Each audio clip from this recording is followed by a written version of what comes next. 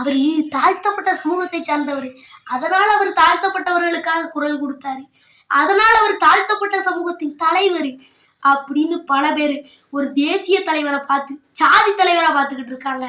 சாதி இல்ல, சாதி ஒழியணும் அப்படின்னு சொன்ன தலைவருடைய படத்தை ஒரு கையில பிடிச்சுக்கிட்டு மறுகையில இந்தா என் ஜாதி கொடி அப்படின்னு சாதியையும் தூக்கி வச்சுக்கிட்டு பல பேர் இருக்கதான் செய்தாங்க. சமூக சமத்துவத்தையே கனவா கண்டவர். என்னதான் தன்னுடைய மனசுல நான் ஒரு பெரிய ஜாதின்னு நினைச்சாலும், சட்டம் படிக்கணும்னு நினைச்சாலும், சட்டத்தை மீறினாலும் அவர் எழுதின சட்டத்துக்கு முன்னாடி கைகட்டி நின்றுதான் ஆகணும். ஆண் பெண் சாதி மதம்னு எந்த ஒரு வேறுபாடு இல்லாம அனைவரும் சமமா இருக்கக்கூடிய ஒரு இந்தியா வேணும் அப்படின்னு ஏங்குனாரு. அந்த மாமனிதனுடைய கனவுல கல்வி, உரிமை, வேலை அனைவருக்கும் அனைத்தும் சமமா கிடைக்கணும் அப்படின்னு தன்னுடைய வாழ்க்கை முழுவதும் தன்னுடைய கனவுக்காக அர்ப்பணிச்சாரு.